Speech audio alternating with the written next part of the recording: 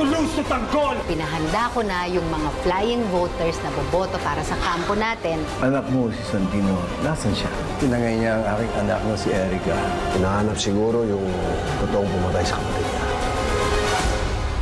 Ibalik mo sa akin ang mga titulo. Kung hindi, dadalhin ko sa iyo ang nanay mong bangkay. Huwag ka pupunta dito, iligtas mo ang sarili mo! Kapag may nangyaring masama kay Lola Tindik, papatayin kita pati ang nanay mo.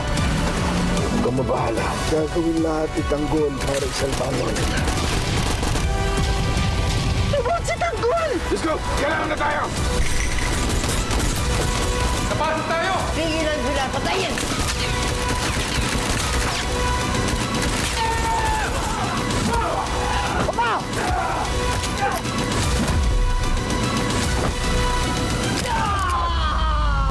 FPJ's Batang Quiapo.